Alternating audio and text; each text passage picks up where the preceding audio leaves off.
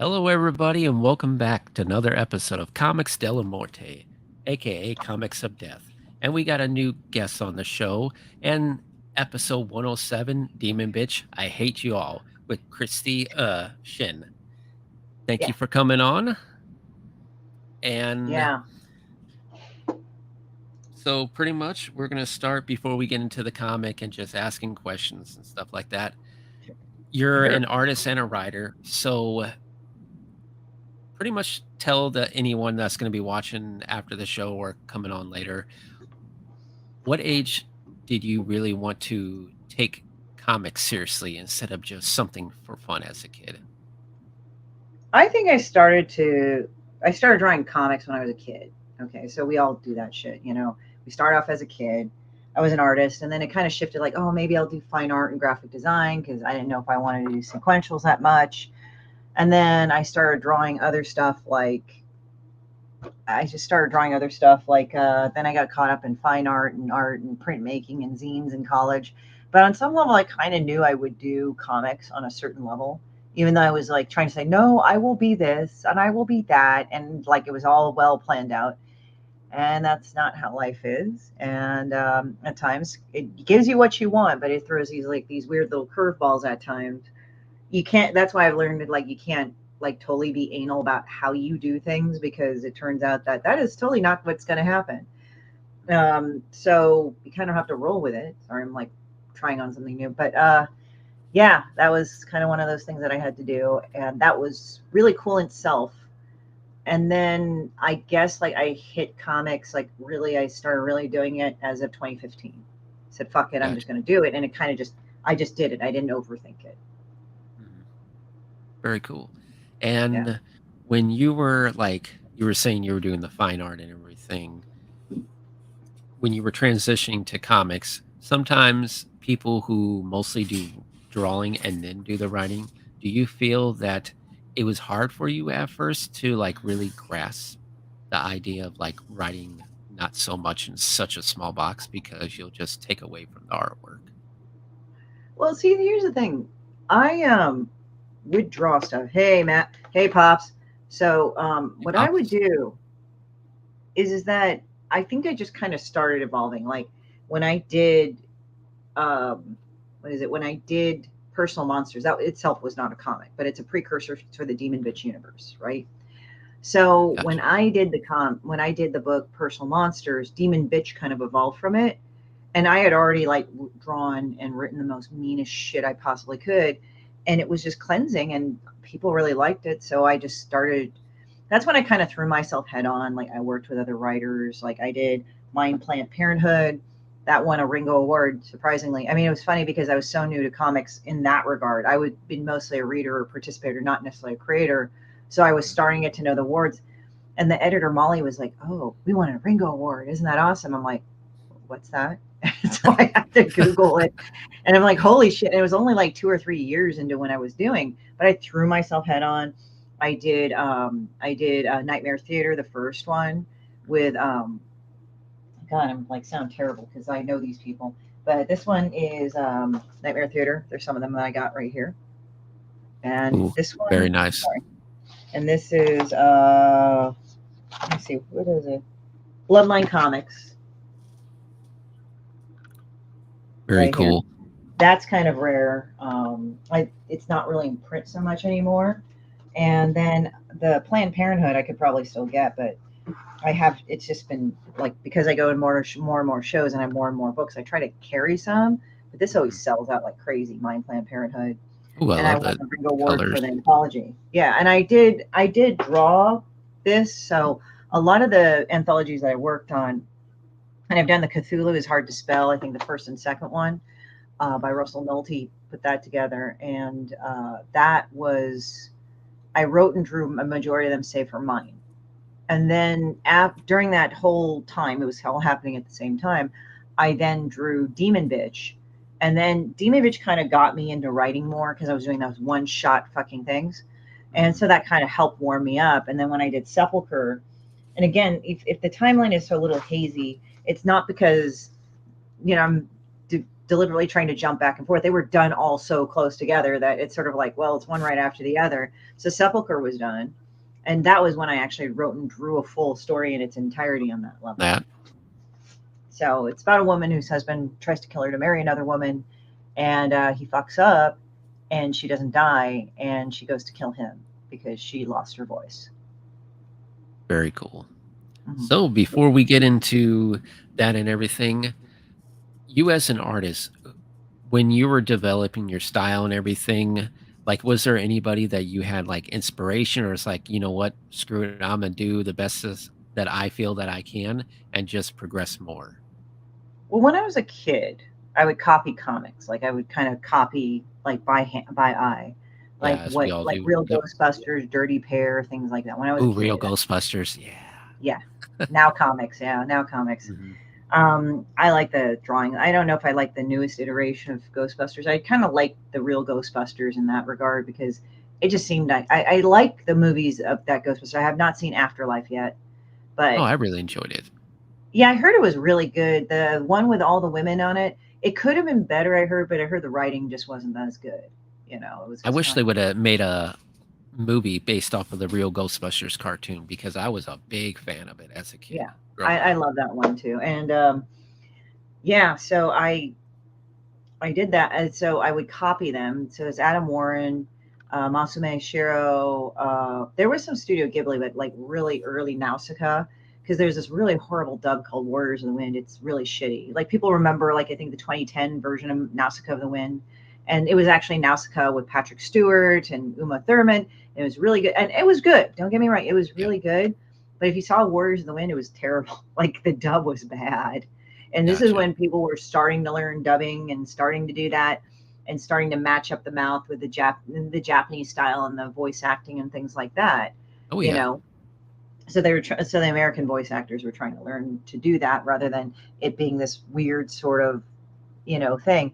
So now they've gotten the voice acting to great, but I prefer like the original, and I watch subs. So I watch the subtitles. I guess it helps me read better because I like to hear the original voices. Although I'm not Well, giving shit yeah. to, yeah, I'm not giving shit to the American voice actors. American voice acting for Japanese anime, for Japanese anime, that's like a repeat, but like when they do dubs of it, it's a lot better Mhm. now. Like when it was Yeah. early on, it was shit. It was bad. Oh, Like yeah. there was Yeah. Most a definitely. lot of very not good voice acting, and Yeah. so you have this, and then you I had mean, it when was kind I of like, watch any movies like that, I prefer to have just the subtitles. yeah, yeah, yeah. So Like, it's I like don't want to there's hear that. like English dub. I would just rather read. Well, I So, think what yeah. it is that also, I But think, yeah. at least with anime, the early stages of anime, I think it was the Mhm. American voice actors were trying too hard to emote in anime, where I think Yeah. they now kind of do it more naturally. To me, when I've seen it, and the voice acting is actually a lot better. Like they've kind of, and also a lot of these voice actors now, they've either had a lot of experience doing this thing now because it's been out for quite a while, or they grew up on this stuff, so they're like, oh, this is how I would do it, because they would be Mhm. more familiar with Yeah. anime rather than the voice actors that kind of got thrown into it. But yeah, so you have that, and it's really fun. And so there's Nausicaa Valley of the Wind. So it was Studio Ghibli, but way before it's Studio Ghibli as we know it. Like I would watch the old school. Like I just watched Nausicaa. I know we talked endlessly. Silent Mebius, I really like. So Katakawa series, the Katakawa animation studios were really good. Um, I'm trying to think. There's a lot of anime and Oh, yeah, manga I'm in a my big life. anime fan, so, I've watched it throughout the years, so I definitely understand how you're saying that you could see and just hear how it's gotten better over the years. Yeah, yeah. And then I remember back in the day, and I hope I don't get people into trouble. Like grew up in the Bay Area in California, so I would go to Mhm. Japantown in San Francisco, and they would have laser discs, which was like the shit then. And then they would copy it onto a VHS tape because everybody had VHS then. They Yeah. would not be subtitled, and so I like watch like the OVAs of Dirty Pair and shit like that. And I didn't really understand Japanese. And then I remember when Anime Expo was up in San Jose, so that dates me. I've seen Anime Expo before it is the behemoth it is now. Yeah. But yeah, so I had that. I read my share of Marvel and DC. I remember a George Perez, and if it is not George Perez, do not kill me because he and Neil Adams and George Perez, I'm not saying they're all alike, but they're kind of in that same time frame, Yeah. in that whole like prolific artist. And Neil Adams was like, oh, like I just remember when they still had spinner racks in supermarkets. As a little girl, I picked up Teen Titans and I opened the page, and her and Dick were in bed, and her butt was in my face, and I was Yeah. like, damn. And here they are going like, well, you know, comics were dirty that now, and it's like, well, they probably didn't show as much genitalia as they did back now as Yeah. they did. Yeah. They probably don't show as much genitalia as they did back then. But you know, the subject matter. I mean, when you really look at it at the time, Coriander was supposed to be like 16, 17, and Dick was supposed to be Hmm. 20, and it was Yeah. like, oh, and nowadays it'd be like, oh, but back then it was like, you know, they're teenagers and shit. So you know, they're thinking from the archaic point of like the 60s and 70s, where everybody like got together and got married young. So it's like, and then is it not advocating for that underage anything? I'm just saying that you have to understand the mindset of these guys. Like, Oh yeah, when they're, most definitely. I mean, yeah, I first started off getting comics from like no, from Quick Trip, from a gas station when they used to have them back then. yeah, But yeah, yeah, I mean, definitely the times are different because, with me, I love my superhero stuff, but anything EC Comics, Tales from the Crypt, stuff like that, Weird Science, yeah, I would buy in a heartbeat. yeah. And But, I remember with oh, go ahead. sorry, go on. No, no, I'm No, sorry. it's There all was right. a bit of delay. Well, I No, also remember as a little girl, like my parents, in order to say, you're going to an Ivy League school. So they take me to Stanford because, you know, we live near Stanford, a rather short drivable distance. And so I love books. So I just said, oh, I'll go to the book area right there. And there were all the college underground comics that were there. So I got introduced to Matt Groening and Life in Hell. And my parents actually got me those books, which was hilarious. And they were just these weird fucking underground books that were like, yeah. there's a guy that's like this wrestler. It's not Jimbo. Jimbo's another one, but Jimbo I kind of remember. I didn't really read Jimbo. It was like really demented, but I kind of like that. But then they had this mask. It was a guy like this big wrestler, like fucking detective, and it was like the lines are like hyper like stylized like in the 50s and shit. And he just like it was like this weird sci-fi shit, and he just had this like weird black mask on, and it just like he was walking around. They would do shit like head transplants and shit like that. It was crazy. And then they had other ones where they had other ones that were nuts, where they talked about what was it? They talked about other things where I just would just look liked underground comics. So that's when I really loved underground comics. So when I really wanted to work in comics or thought about it, I really didn't think about working for DC or Marvel or any of the other guys. I just wanted to kind of go to actually with Fantagraphics. Fantagraphics was my thing. So, because I just like weird, fucked up shit. Like I have this one by that I just got recently for Johnny Ryan from Johnny Ryan. I gotta have him sign it. Ooh, nice. And if you guys don't know, this is G.G. Allen. Go look him up. He is one hell. I did not know that much about him when he died in the 90s, but when I read up on him, I'm like, holy shit. Because, like, there was a short period of time for a hot minute that he was a pop star or a Hmm. pop musician. And it was like, oh, you know, you heard it. That's kind of cool. And then you hear his later shit. You're like, Yeah. God damn. Like, he says, like, one of his songs is like, I want to rape and kill you. And I'm Yeah.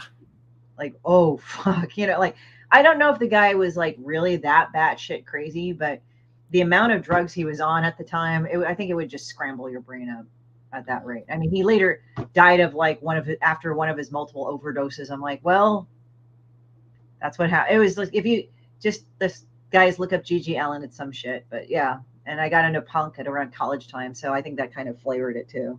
Gotcha. So all over So the place. before we get into uh Demon Bitch, with the first off, with some of the comics you did, do you feel that there's a type of genre of comics that you just love to work in more than others?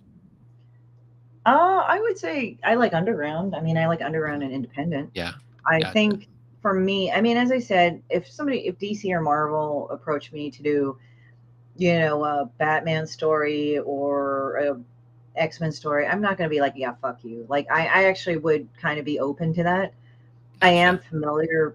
fairly familiar with a lot of the characters. Like, I actually did read Dark Knight Returns back in the Mhm. day with Frank Miller, and that was fucking awesome. I mean, that was a really good, that actually, when I was young, that was, I would like copy the pages, like by studying it and just like how the narrative was and everything. And Yeah. I wasn't as into Sin City at that time because after, like, I kind of like shifted a lot of things. But then I read Frank Miller's works as they came out on movies, like 300. I read that, and then I read there's 300. I didn't watch the second 300, but the first 300 was good. Oh And yeah. then the other one, what was it?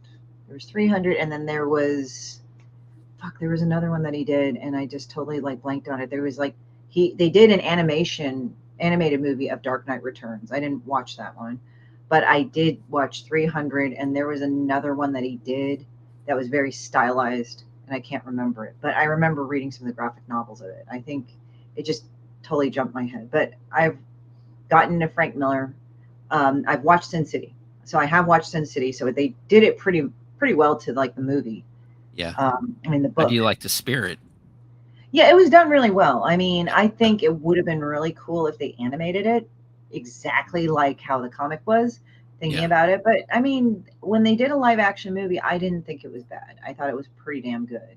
Oh yeah. When And Sin City first came out, I was really impressed with the work yeah, that like they did how with they it. did it, at least at the time, Mhm. and how they did the animation of it, I think that was really ideal. I think that was really good. If they had to do it live action, that's how they had to do it. Yeah. So there's Sin City. I watched Sin City 300, and then I did not watch the animated Batman Returns, The Dark Knight Returns, because when I saw some clips of it, I saw what they were doing, but I don't think like they really got his pencil lines, his pen lines and stuff. And I think it was kind of around the time where there was some controversy around Frank Miller and all this other shit. And I was just like, okay. And I guess maybe they were like, fuck off with this movie or something. I don't know. I just didn't think it was as good as the other ones. I know they kind of try to bring it back a little bit in the subsequent Batman movies, like with the Ben Affleck Batman, he has the armor suit where he Oh goes yeah. and he Yeah. fights with Superman. Um, and I think even then in the one with Michael Keaton, he does have that suit too. Yeah. I So think so. Yeah. yeah, so it's like, I didn't really get that mentioned in the Flash. It was mostly Batman because I really liked the world of Batman because you had the Joker that was a pure id, but then you had Batman who had these ideals, but then like you had Catwoman. It was just I also felt that the stories on the whole were actually written a lot more interesting. Mhm. Like artistically, I think people really could go with the Batman series for DC. With Superman, I think people get a little lazy or they feel like if we write Superman, we have to make him flawed. And I'm like, I really get annoyed with that because you have Yeah. to like look at Superman as a guy that's constantly trying to be the best person he is every day. Mhm. And why are you going to drag him down like, oh, he goes insane? Oh, and I understand doing dark Superman or communist Superman or whatever the fuck. And those are subject matters like that's like really worthy to kind of look at. But for me personally, why don't you write him for what he is really?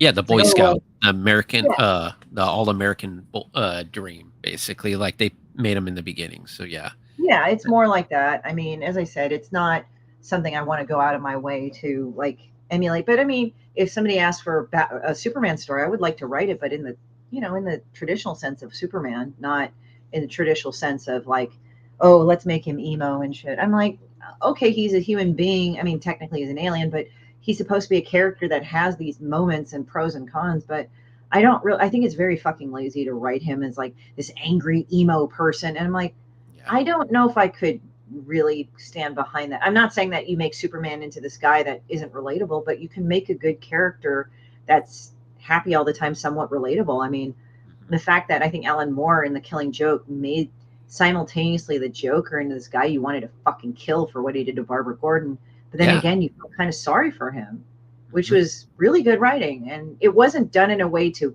force it down your throat. Like it was kind of made believable. mhm. So, I mean, as I said, with the Joker, it's interesting too, because like when I see how he's drawn, he's either this like long, elongated, nightmarish thing, or Yeah, this sad fucking clown person that's just so racked with, just this evil inside of him. He doesn't know what to do. Like, I think there was a story that where he actually was a normal guy, but that Joker personality came out and made him horrible. But yeah, then the guy who came out that was really him, he was the most sweetest, loving guy to Harley Quinn, and like they had kids together and stuff. But then the Joker personality come out, it would literally morph him. So he finally just said, I have to, like, he would try to kill himself because he knew the Joker was going to do awful things to their kids. So he had Harley shoot him. And Yeah. that was really sad because it was like that was the best way he could protect it. And it's like it was really shitty. And but Batman saw that and said, "Well, I'm going to take care of them because this is fucked up." Because he understands that from that end because he had his parents killed in front of him, and even then he was like a kid of privilege, but still that wasn't enough to keep him from like not being with his parents and all that. So it was like really messed up. It was really sad, but I mean, definitely, I definitely agree with that. I mean, as growing up as a kid with Batman, it was always surreal because it had its horror elements that I'm a big fan of and love mm, to work in, but it has its elements where you feel bad for the bad guy because most of Batman's villains had like a sad story behind them, you know? yeah, Like yeah. I mean, especially it's like like Mr. Freeze, I mean, all he wants to do is help his wife and cure his wife of her disease. But yeah, so yeah. yeah. And then when you look at Poison Ivy, you can kind of see why she hates men. Like she's been used badly by every man that she's ever opened up to. Like Yeah. I don't know the doctor's name. I don't think I ever got his name, but the doctor that experimented on her father really didn't really fucking love her. I mean, it's like you could tell, like, well, I can see why she doesn't like men. It's Yeah. like it's not like you can justify her doing these terrible things, but you can see her mental path, like, oh, I see why you do what you do. Mhm. And the only person that I've noticed that is kind of mysterious would be Catwoman, because they never really like stick. Like they say she was a prostitute that saw too many prostitutes get murdered, so she became kind of a vigilante on herself, but on the streets, not for really law and order, because law and order never worked for her. Mhm. But at the same time, she wanted to, stuff like that. So it was kind of interesting. I mean, it's interesting because, like, I mean, they go on these different bents with Wonder Woman, and it's very interesting with Wonder Woman how that goes as Yeah. well. So, I mean, as I said, there's some that are very good that are story arcs. I mean, they shipped her with Superman, they shipped her with Batman, they've shipped her in different ways. They made her this way or that way. And I think it's not bad. I just think Mhm. like sometimes how the story is written too, and if it's kind of believable to that character itself, I think is a big indicator for that. Most Yeah. definitely. Yeah. So now off to your book, Demon Bitch. With that, I see that you have it first off as a not. It wasn't like what is it? Webtoons that you have it on? Like I'm trying to remember what platform you have it on. It's on Webtoon. It's on Okay, Webtoon, yeah, and I have a Webtoons. Patreon too. So if people Yeah. want to give me money, that's great. I mean, and So then I'm on Global Comics as well. yeah, awesome. So talk a little bit about that and what the whole idea behind that comic is about. Well, Demon Bitch, she's based off women I hate. Like Personal Monsters was based off Yeah. people I hate. And it's kind of funny because like the running joke amongst my friends, and especially their friends, I've had a couple friends come up. We not they come up to me, but we've had a talk and conversation. Mhm. And they said, yeah, some people have said to me, well, you're friends with Christie. Aren't you a little worried that Christie's going to get angry and like make a comic of you? And, all my friends understand. They're like, you'd have to be a real bastard for her to really want to do that to you. Gotcha. Like, Christy isn't like, oh, she gets mad and she draws it out of spite. It's more of, she gets angry. She has repeatedly told you, like, cut it out or her boundaries. Then she chooses to walk away, but you continue still being a bastard. Well, then she's going to draw about it. It's like she's had enough. So it's like a lot of these things, like she says, like the people that actually make it into her cartoons are really awful people anyway. And it's funny on the example of awful people, I find it really funny that these are the same types of people, come up to me. They get angry about me, and they say, "Hey, they get mad at me. They say, "Hey, you fucking drew me." And I look at them. I say, no, because if I did draw you, it's like I met 4 or 5 of you already, so there's no way I could possibly draw you. And they get even madder because like I just told them they just weren't fucking special. Yeah. So it's funny because like they don't want to be singled out and have me bully them, quote unquote. But then they get madder that I didn't really think of them at all and that they're not that special or original. I find that very funny. And a lot of people that go around telling people that they're unoriginal or basic like 50 million times a day, I have found out they are very, very, very not interesting themselves. So it's kind of like it's like I've gotten to a point in my life where people say some shit to me and I just tend to ignore it now. Like I find out 99% of things of what people say to you, um, a lot of times they're not very useful.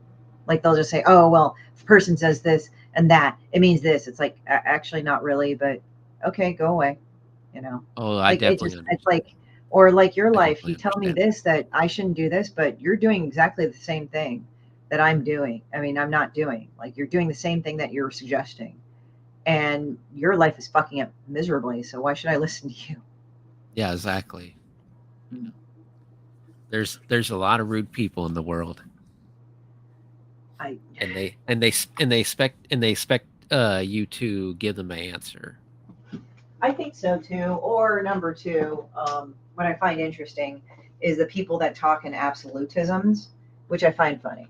And one of the things that I find funny is that people go, "Well, people are stupid. Don't you know this?" And then I go like, "Well, if people are really stupid and that's what you consider them, why do you get upset when they do stupid, mean shit?" Yeah. Oh, well, they're just stupid. I said, no, I think a majority of them, or majority of people out there, are now very highly emotionally reactive. That makes you appear stupid because you just react. Yeah. But Or all it's in like all, like or it's what like I how get is like, "Oh, you're young. Why do you need a cane?" I'm like, young people could be handicapped too, you know." well, I'm like, I want a fucking cane, bitch. Why not? I Right? have canes. I mean, I had one like because I needed one because I had surgery on my ankle, but I also have one because I thought it was fucking cool to have one. Gotcha. Yeah, so it's like, I mean, there's a varied reasons why. Mhm. I mean, maybe I would ask, "Oh, why do you have a cane?" And you're like, "Just fucking because." And all right, I'll take that. Or to Yeah. like, "Oh, I have this," and I'm like, "All right, that's fine." But I don't Right. try to go out of my way to browbeat somebody like, "Why should you have a cane?" It's like, why not, motherfucker? Right? Like, it's a Exactly. really stupid thing to say that to somebody. I think honestly, like, it's one thing to ask, and I don't think I think a majority of people don't have a problem with asking, but I think if you tend to go on the thing of browbeating somebody, I think it's pretty shitty to do to Yeah. somebody. Yeah. Like if I said, "Oh, I just out of curiosity, like, why do you have a cane?" And if you told me, Mhm. "Oh, because I have this, and this," oh, okay, and that's life, you know. Yeah. I mean, I don't go out of my way and say, "No, you don't." I mean, the only time I would ever do that is that, let's say, if you're getting disbarred and you say, "Oh, I have all these problems," and you provide absolutely no medical anything to even back up, you even tried to figure out what your problems were. Then I'm like, "Oh yeah, you're full of shit." But other than that, Right. it's like, there you go. It's like kind of along the same lines, I think, when people go, "I'm autistic" online when everybody hates them. Right.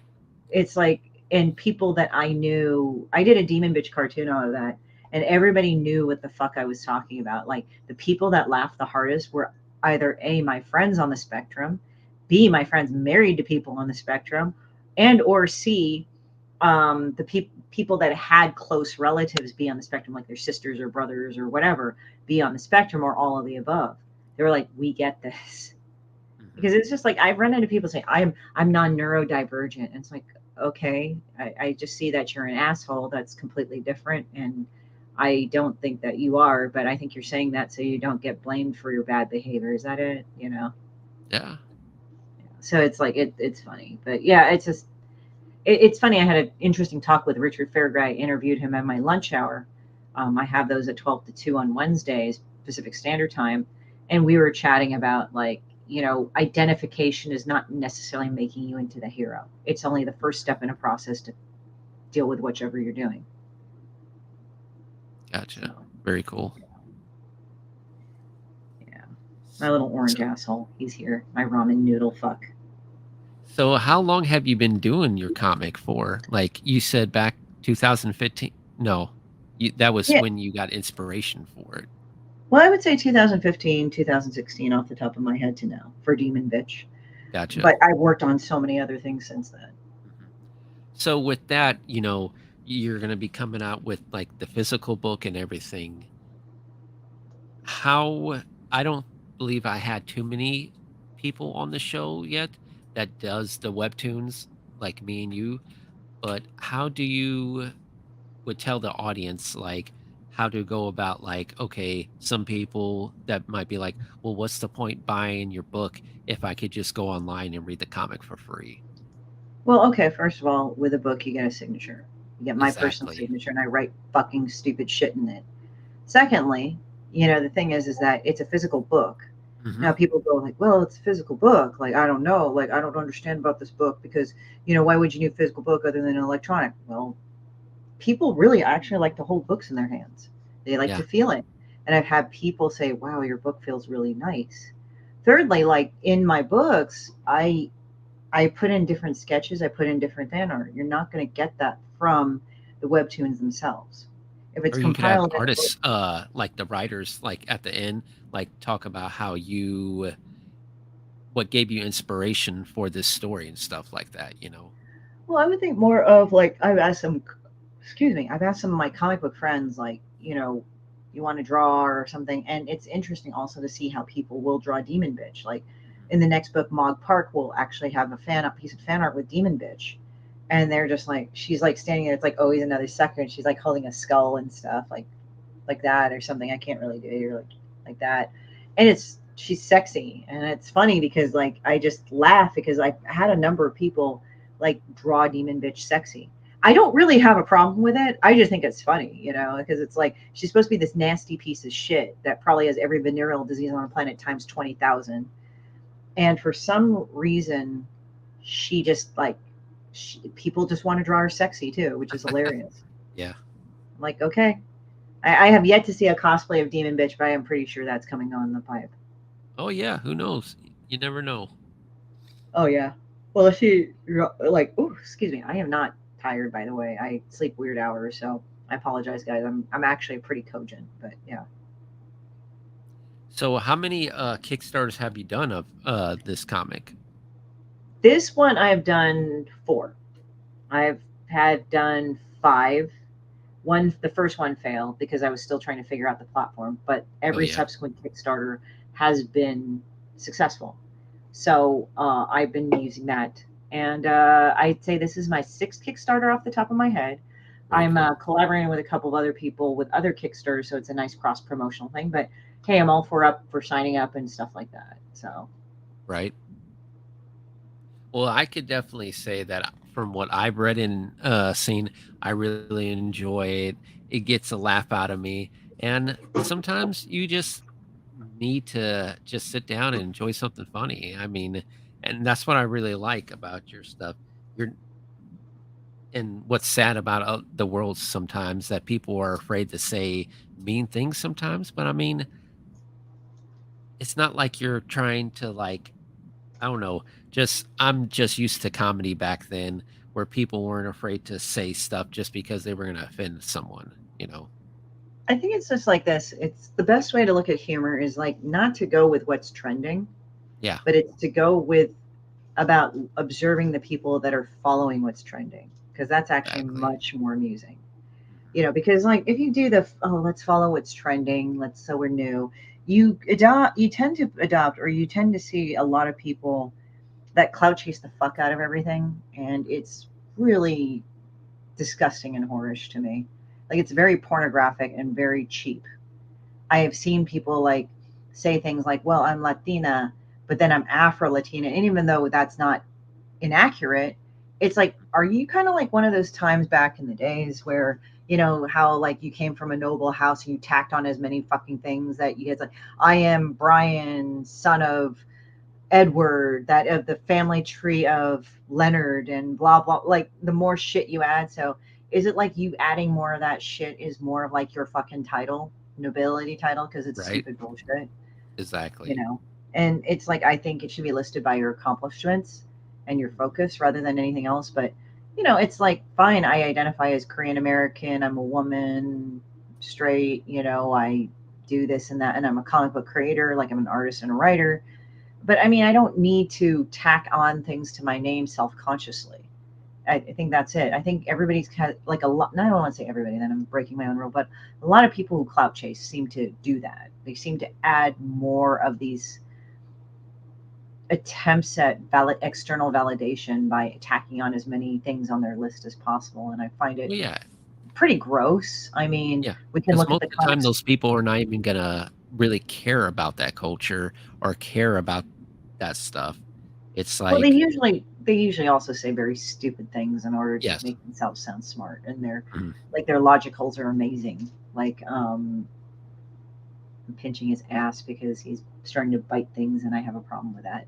So, but yeah, so he's like, um, but he's just, but it's just stuff like that. I've never liked that. They say, well, current events. It's like, why you're gonna get like this one thing of current events? Like, I hate this president and I hate this party, and there's not really any sort of introspective anything, and it's just like, well, if it doesn't fit into my way of how this party acts or anything else, then you are an asshole piece of shit and you should die and you are a bigot. And I'm like, okay, well, whatever. That's very boring storytelling, but sure, yeah. Some you know. people just never grew out of high school drama. That's pretty much what it is. Well, and also like people don't write from their own experiences. Mhm. I think it's very interesting. They say, "Well, no, I wrote about it. Like this person was awful." I'm like, "Did you have time to process it, or did you just stew in it?" Yeah, And it's funny because I guess at the beginning when I did Demon Bitch, people were worried that I was stewing in it. But after talking to a therapist, it was actually they were saying, "No, you go through your thing of anger, then you release it, and you go through it subsequently more times until you get your insight that you need to, whatever it is." And then it eventually like gets worked out of your system. And I'm like, oh shit, that's what I was always doing. So it's like, as I said, a lot of people kind of don't know shit. It's kind of amazing, and they're sort of ignorant. And again, people will do the, oh, people are stupid shit, and I kind of have to laugh at people. I'm like going, okay, so whatever you believe in, so we were scrabbling around in mud and shit, and somehow we made it to this, and we're all stupid. Okay, sure. right. Yeah, I think the fact that we kind of convince ourselves that we're stupid is probably why we have a lot of problems in the first place. True that. Yeah. So I wanted to ask more questions, not just about the comic and everything, but I was checking out some of your links and everything. Talk a little bit about caps because caps I find very interesting. Oh yeah. Comic Art Pro. Comic. Sorry, I'm like I tag them so much and shit because I've told everybody in the organization, please tag because we want to share and help out with things because that's the point of it.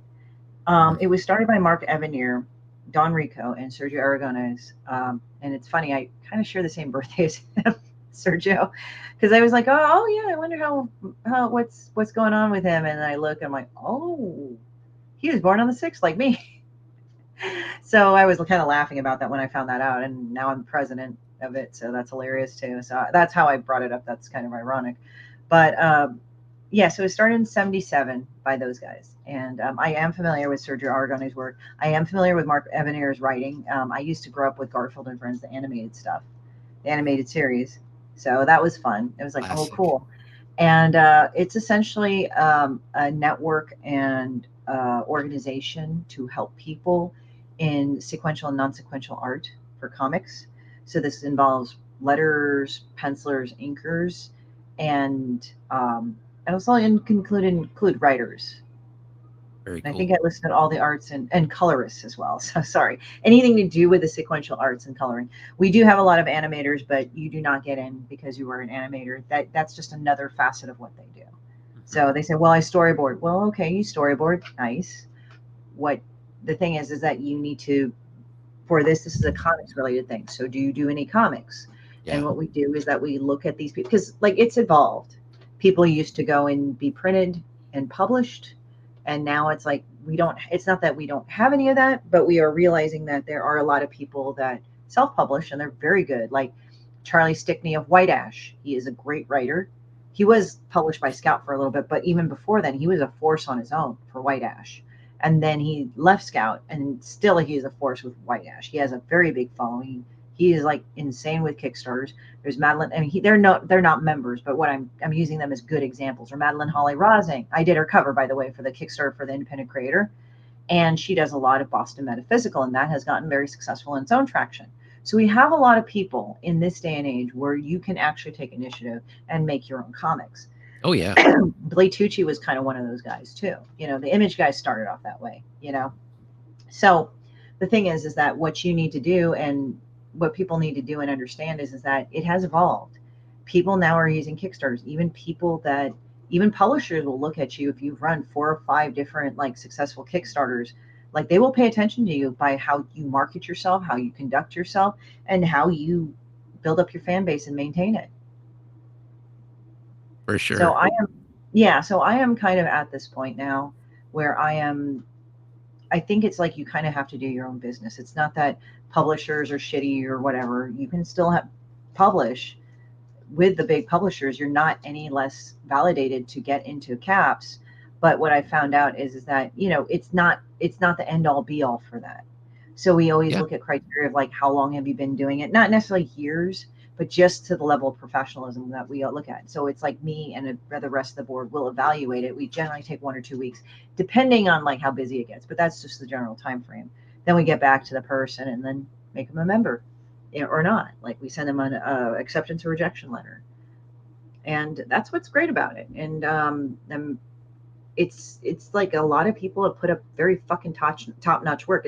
I think what stands out to us is persistence and Mhm. improvement, and like what you can do and how well you write things. And again, we have had people where some of the art was not my cup of tea or anybody else's cup of tea or the subject matter, but they showed that professionalism.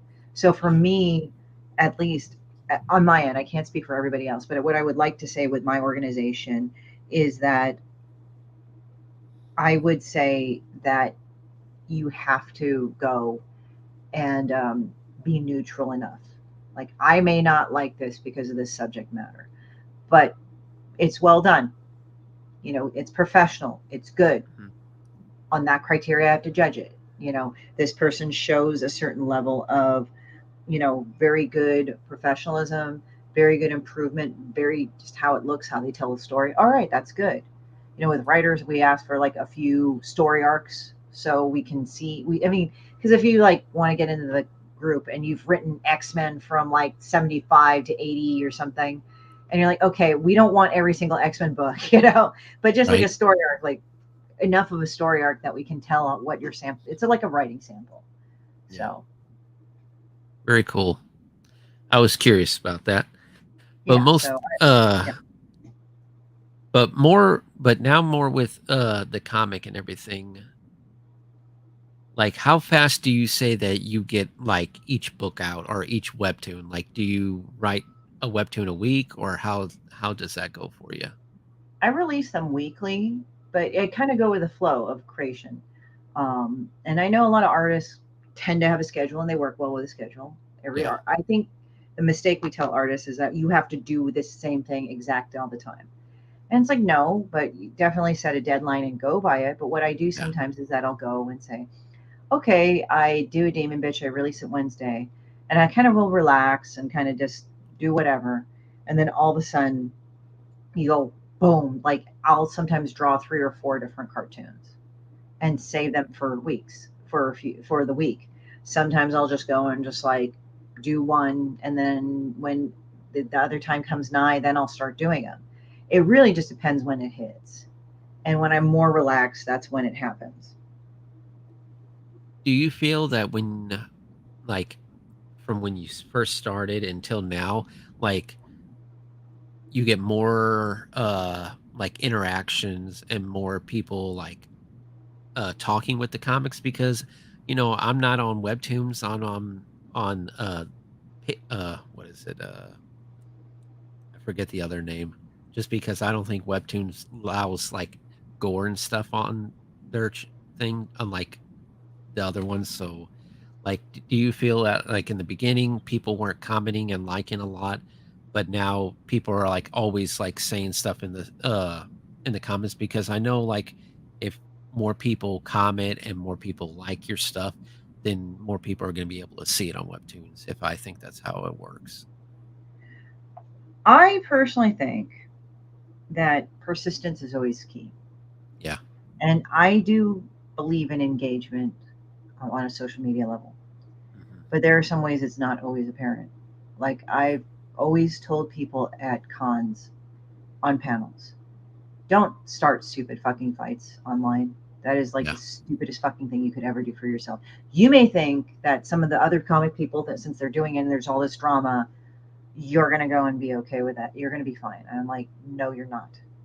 You're not. Some of the people that have, unfortunately, um, hijacked, quote, the word woke, okay? It used to be a black American term, for I'm aware of what's going on. Yeah. And you have a bunch of assholes that have hijacked it, because if it essentially it was like, okay, we want to bring awareness, to, these social issues and whatnot, great. But the problem is that unfortunately that movement had gotten hijacked by a lot of people who essentially are a bunch of bullies. Like they'll jump Yes. on there, they will call you out, they will drag you across, they will get into fights, drama, whatever, without really, under my impression, trying to solve it amicably first before their publisher or whatever in private, like before they put everybody on blast. Or if they try to harass them, dox them, whatever, for whatever fucking reason they do it. And the problem with that is that they're not finding themselves so marketable anymore. And I go like, well, you're going around jumping on people and bullying them. Do you think that the next person that's probably going to work with you wants to be around people like that? Yeah, exactly. So, I mean, I don't care. I know people have gotten pissed off about that, but I just said, like, look, I don't think it's necessarily people that disagree with your viewpoints. It's just whenever people go like and say, it's not a story I really like. I can't relate to this character or whatever. And the thing is, and then they start screaming and yelling at you how you're a terrible person. And with Demon Bitch, for me, it's like if you don't like it, fine. I'm not going to get pissed. It's like you don't like it, fine. If you think it's a piece of garbage, fine. Like I know Demon Bitch won't be everybody's cup of tea, but I'm not going to be a dick about it. Like, I mean, if a person comes to me and they're being a fucking asshole about it, I just say, go fuck yourself. You're not a nice person. Right. Fuck off. Like, I don't need to have you around me, But if they say, I'm not really into Demon Bitch, it's kind of mean, it's this and this and that, all right, fine. That's okay. If they just are just expressing their opinion, why not? As but from I guess another standpoint is that you don't know who's following you. Well, I have all these followers, Christy. I said, so do I. But here's the thing. Some of like they go like, well, they don't interact and stuff. It's like a lot more people follow you than you fucking know. I've had Exactly. people, yeah, like I've had people that may not necessarily like my things. I've had people that may not have necessarily started screaming and yelling or whatever and talking or interacting with me online. I have not had them as an official follower. Like they don't follow me, I don't follow them back. Hmm. But those people have come forward to me eventually and said, oh, yeah, I've been following you for a while and I've been looking at what you're doing. It's really amazing. And I'm like, okay. And I had no idea they were doing that. It still is true. So I tell people, don't be a fucking idiot and don't make a fool of yourself in public like that. Yeah. Like I even had during an interview, people said to me, oh, are there any artists you hate or whatever, or any people you hate in comics? I said, yeah, there are people I fucking hate in comics, but I'm not going to talk about it here. I don't think Right. no one needs to know. And number two, given my position, I don't think I want to start some stupid bitch fights over stupid things. Hmm. It's like, well, your comics all petty. Yeah, but if you notice, I don't put people's names on there. They're Yeah. based off shit that pisses me off during the day. Right. Yeah. So it's like, I mean, it's like, I'm sorry, I don't have time to do stupid fucking fights in my life. Actually, that's what the comic's about. It's like about fucking people that do that shit or just do stupid shit like that to make their lives worse or just do incredibly stupid things. Like, yes, they are stupid people, but it's like, it's kind of amazing on the level of stupidity they are because even stupid people are like, well, I don't want to do this anymore. It hurts. Right. Misery loves company. And miserable people will go Right. out their way at times to make other people miserable. Yeah. And they'll actually go and try to like, I had posted something saying that you should not go and give your inner authority to somebody that really doesn't know what the fuck they're talking about and that they're on you constantly by quote unquote fucking up. And it's like, okay. Like I've had people like, and I've been through this too, but I've had people that like repeat the same shit that some of their friends have said. And I'm like sitting there and I'm just realizing your friends are abusive pieces of shit. Like, what the fuck is this? This makes no sense. Like they'll say, to their friend like, oh, you're an ugly piece of shit, and they're perfectly a lovely physically human being inside and out, And like I look at their friends and they're all just miserable little frog toad pieces of shit that really just aren't nice people or really enlightened people. And I don't mean like super enlightened, but just they do stupid scrabbly things that continues it. And then they go like, oh well, I'm going to go and like continue doing that, and I'm going to go and sneer and lecture at people that don't do it just to shame them to do it. And it's like, go fuck off, kind of thing. You know, that's what I mean by your inner authority. And Gary, thank you so much. Been a fan for me for a while. Thank you. Appreciate it. I always love it when people pop on. They say, Yeah. I've been following you for a while. I'm like, that's cool, you know? And some of them I'm familiar with. Some of them have not yet made themselves known to me. So it's like, you know, I mean, I just write about shit that annoys me, but I don't try to. I think what it is, what people like about my work, I don't lecture or talk down to people. That's the thing. Like, what I find in a Yeah. lot of these pissed off comics lately is that they talk down to people or they have to single out a certain demographic of some sort. And it's like, I don't single out any Mhm. one demographic. Like, in reality, it's like if you're singling out a demographic, you're secretly looking for their approval because all you're doing is just calling upon them all the time. And it's like, okay. Yeah. Definitely true. And it's a fall in line. Like when you focus too much on one people, it's like, are you really like expressing your opinion, or are you just trying to be a bully at that point? Well, I think you tend to alienate that certain group too, like Yeah. especially around election time. I'm just kind of laughing because you will know some motherfuckers that will say, if you voted for this, you can unfriend me now. I'm like, okay. Right. Like I give a shit Exactly. about your fucking like impact on me in the world, but okay. Hmm. And it's like I just kind of ignore them because it's sort of like a Right. call for validation either way. So I'm like, I don't Yeah. care. Well, we're getting to like we're 52 minutes in. So, you know, this is a horror show too. So yeah, I'm just gonna answer some questions. Like, are you a big horror movie fan, comic fan? Ironically, it's weird. I am not that much of a horror fan, but I Yeah. appreciate horror. This is what I mean. H.R. Geiger is fucking awesome. Like you look Mhm. at Alien, you look at all like I liked Aliens better because I thought it was great because you have this woman that has been so traumatized and she says, fuck this, I'm gonna go and kill these bitches, you know, because like Right. and like the thing of her and the Queen Mother going at it, it's like a cat fight. Yeah. But it's like Especially at the fucking end. they're just Yeah. like really beating the shit out of each other. But I like that because she goes and she faces her fears. And I think that's a great empowering thing. Um, I think so. I guess Aliens is kind of horror, but it's more thriller. I would So that say would John be like your Carpenter. favorite, like, would that be your favorite horror movie, or like just, that's just a movie you enjoy? Well, the second most best horror movie that I've actually really liked because horror is a genre that's sort of interesting. Like I like the schlock horror. Mhm. That's kind of a movie like Terror Vision was like ridiculous, even though Oh, it's TerraVision, yes. yeah, Terror. It's been years since I saw it, and then I mean, Hellraiser, it was cool at first. It was like this elegant horror, and then even though you had the blood and but the Cenobites were like fucking awesome, like the design. Yeah, But like as more of the movies wore on, you're just like, oh, okay, this is getting stupid, right? It's just getting dumb. Like when they were up in space, you're like, okay, this is silly. Like it wasn't total shit, but it was just kind of like, okay, whatever. But when you look at, but I liked, but I would say John Carpenter's The Thing. Like I think is one of the yes, best horror movies. yes. It's just because it's what I don't like about some current horror. It's like trigger warning, like rape, kill, murder, bash, you know, assault, blah Right. blah blah. And it's like, It okay, I becomes torture understand. porn at that point. Yeah, and I know that's like another genre of horror, but it's not my favorite genre. What I Yeah, we liked about had yeah, we did the 2-year anniversary for the show, and we had like 8 guests on the show, and for like almost 2 hours we just talked about John Carpenter The Thing, because it's just such a great movie. You could talk, about character development, creature design, just yeah, one of my favorite yeah. movies of all time. Well, with John Carpenter, what I like about him is that in this movie, the iteration of the thing, is that you had moments where oh things are kind of normal now. Where oh Mhm. shit, you know, and that's the Exactly. thing. Like it would happen randomly, but the thing is like how they made the creature and how they made it, it made Mhm. sense. Like Yeah. he could invade cellular like at any moment. It they didn't always show it, and it was like Mhm. crazy that how it did it. But it was just like I know they did the Thing prequel, but they kind of called it the Thing too, which It was was sort of weird. CGI. I didn't like it. I mean, I saw what they tried to do. I didn't think it was bad, but it was like what I liked about some of the things. I saw some of it, but I don't know if I really liked it because it seemed too cliche on some levels. I mean, it was well Yeah. done.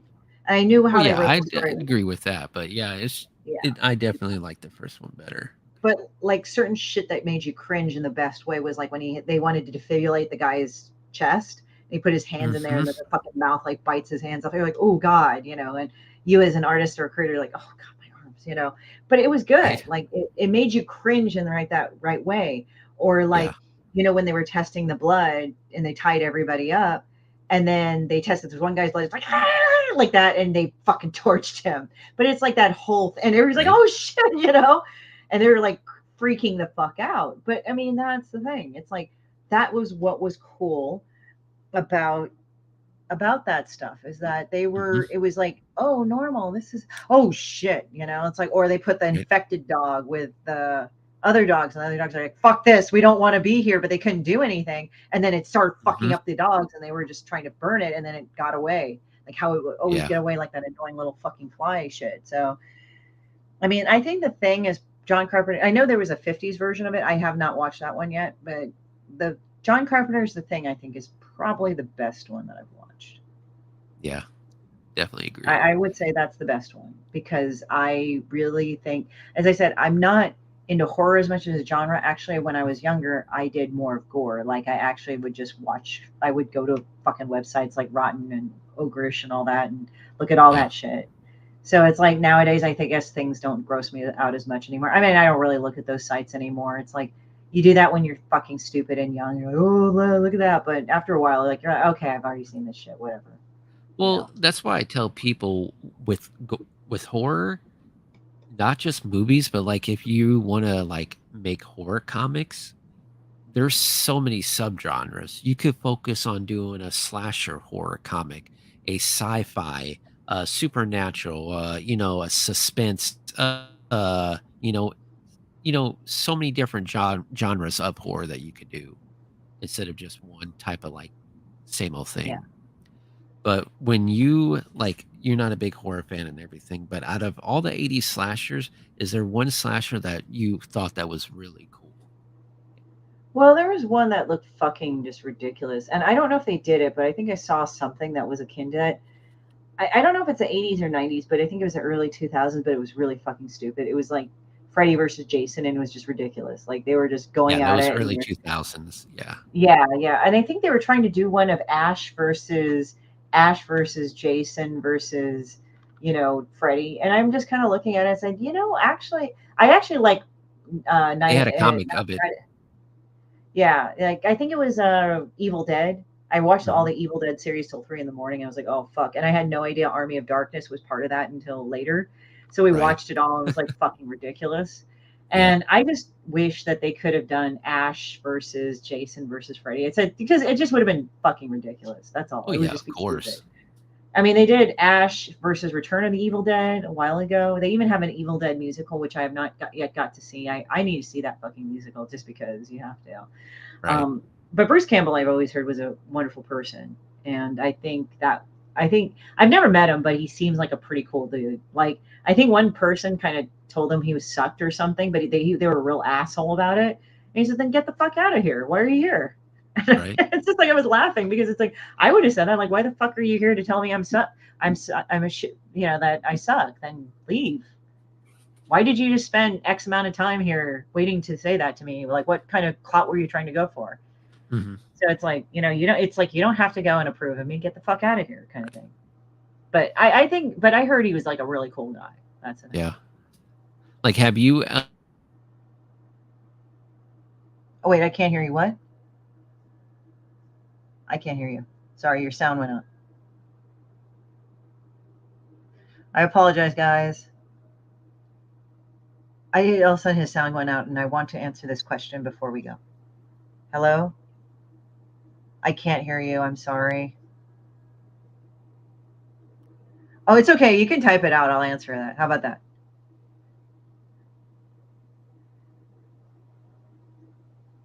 At least I'm glad that I learned piano lessons so that whenever things did kind of not go the way that you thought, you just go with it. So there you go. I would play like recitals and stuff. So, Yeah, that kind of sucks, guys. Well, I hope you guys are having a good evening while we're sitting here chatting about it. It has not been so hot as it normally has been in LA, so I'm very happy. I had a pretty good day. Went to Cantor's and got went to a deli and ate the most delicious liver spread. I like liver spread, honestly, so that's pretty nice. So while Ronnie goes and adjusts his stuff, I'm having a good time on the show. But I hope you guys are having a good time too. And it's like, demon bitch, I hate you all because, yes, I am full of anger and piss. But yeah, oh Now, boy, man. Yes, now I can hear you. What question did you have? you're okay. So, as a artist, do you ever feel that you get to a point where you're like you want to make a fully horror comic, like blood, gore, and everything, or do you never want to like go with that? I would say I would have to see how it felt. I'm kind of Hmm. more intuitive that way. I'm not saying I don't have plans or I don't organize things, but for me, I think with creative stuff, I tend to go with a flow. So if I feel things, if I feel like I want to do things, Gotcha. I'll do them. Yeah. But I kind of am at this point now where it's like I'll go with what I need to go with. I mean, Hmm. horror sounds fun. Like as I said, there's some horror stuff that we've talked or thriller stuff that I've talked about with my business partner Flip Knox for Kumio Productions. And but for Demon Bitch, it's like it's funny how she's lumped into the genre of horror, but it's hilarious. I guess because she's a demon, but Yeah. that alone is the criterion. It deals with hell and all that, but it's just ridiculously stupid. And I guess because it's gross, because horror can involve things that are gross. Hmm. So I guess that there's that too. Gotcha. So And before we end it here, I usually ask this too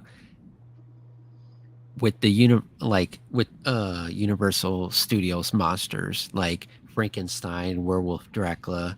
Out of all those characters, what character really piques your interest that you'd be like, oh, that's a cool character that I might want to draw or make a comic book off of? can you list some of them? I think I know them, but it's like the studios have like been mushed together in my head. Yeah. So I apologize if I'm not. No, it's all right. You have Dracula, It's the Frankenstein, Wolfman, Frankenstein's Wolfman. monster, the Bride of Frankenstein, the Phantom of the Opera, Creature of the Black Lagoon. There's an Invisible Man, and yeah, there's just so much more to really think of. There's just I mean, Well, not many people remember, but the Hunchback of Notre Dame was actually part of one of them too. yeah, yeah, I know. I mean, I've read some of the story, the original story. I don't know. I mean, there's been a lot on Invisible Man as of late. Like Hmm. there was a recent movie. I forgot her name, but she was in The Handmaid's Tale. Yeah. Also, Kevin Bacon was in The Hollow Man. I think that was Hmm. another Invisible Yes. Man. There's also Chevy Chase in one of the Invisible Man as Yeah. well, but it was more of a comedy. Yeah. Uh, Classic there. yeah, right. And then there was that, and there was Invisible Man, and then there was I But think then there also was that great love story, Love and Water, with the woman oh fell in love yeah, with like the The Shape of Water. yeah, The Shape of Water. Yeah, yeah, that Shape was of like Water, yeah. the Black Lagoon.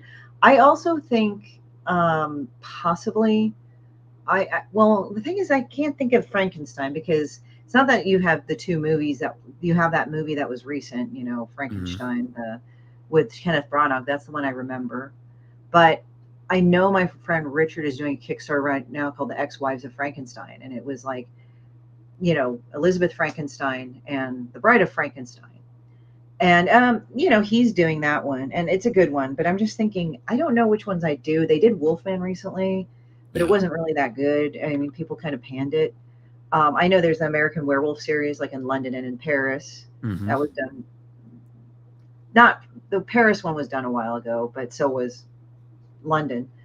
Yeah. I'm just thinking, I don't know. I mean, maybe Phantom of the Opera, that would be a good one.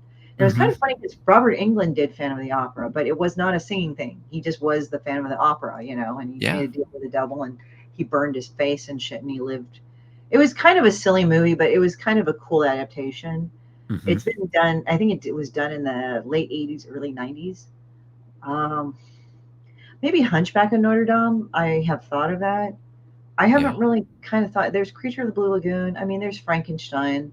That could be a thought too. it's kind of hard because I'd have to really look at the characters all over again. And also, you have the one about the guy who did the Frankenstein movies. Yeah. I forgot what it was called, but it starred Brendan Fraser in it, and he was suffering from a really fucked up like mental degenerative disease, and he was trying to just die. And Hmm. it had Ian McKellen in the title role. It was something Frankenstein or Monster. It wasn't Monster. That was about Eileen Wuornos, but it was a different one. So there's that. I don't know. I mean, there was another one that I wanted to play with, and it was in African American culture. And it's sort of political, but it's not the obvious politics. But I won't Hmm. get into that. But I was just thinking it's funny how like the worst horror that you have is like the heroes that think that embody your ideals turn out to be the people that you have to fear the most. Yeah, And I exactly. think that's great. It's like it's not like oh Hitler and the Nazis and everything. It's not quite like that. It's like oh this person they embody like all the things that I want to be in this demographic, and then you're like you're the one that's been killing all of us. So it's like Hmm. that whole spider widow, black widow. I mean, regardless of sex, but it's like that black widow thing going on. It's Yeah, like for I mean, sure. people like go like, oh well, it's like the Anansi, the spider god. I said, well, Anansi's more of a trickster. He's not really a murderous person, if Yeah. you know of Anansi. But I think it's very interesting with Anansi. I mean, with American Gods, they kind of talk about him, and I know because I was a kid and I loved reading mythology and folk tales, and I would read it from freaking everywhere. Like, Hmm.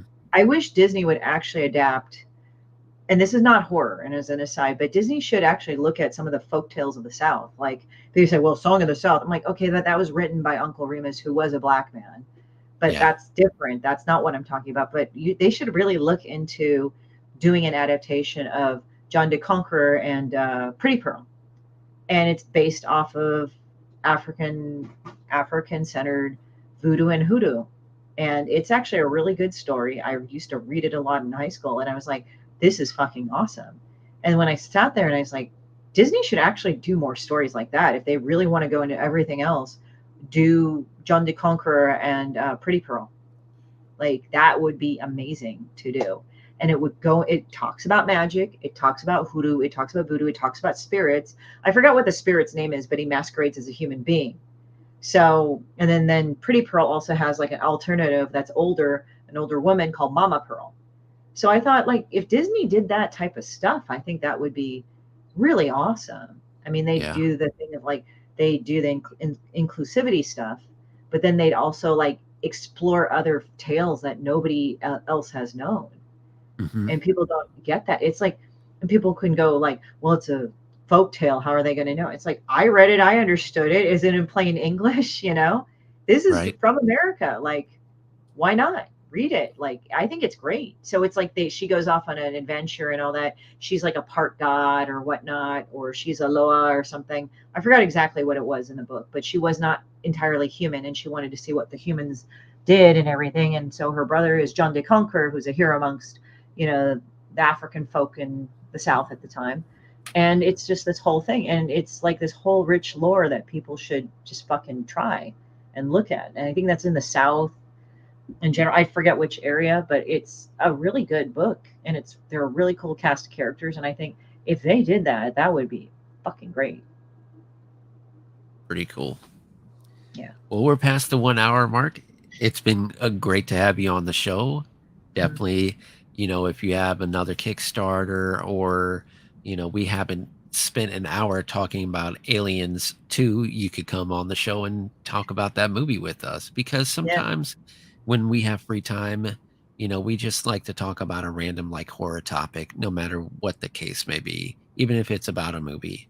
Because I know me, Gary, and my co-host who wasn't able to come on tonight, we're going to talk about Rosemary's Baby, the movie. So yeah, Okay. but thank you again for coming on the show. It's a blast. Everybody check out her Kickstarter, follow her on Please sign up. Instagram. Yes, please sign up. All of her social links are down below. Click on her link tree. It has a lot of cool stuff that could just get you to check out. And yeah, just really cool stuff. And, you know, hope you all have a great weekend and I'll see y'all next week. Bye. Thank you.